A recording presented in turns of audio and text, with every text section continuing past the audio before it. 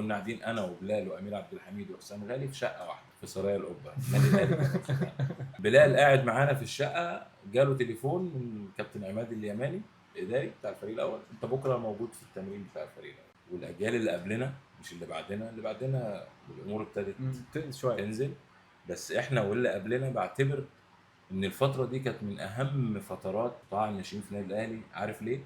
لان كان اللاعب بيبقى بيلعب في فرقته في قطاع الناشئين، ممكن بكره يخش معسكر مع الفريق الاول ويبقى في الملعب. النهارده تقدر تعمل كده؟ لا مفيش طبعا، مستحيل.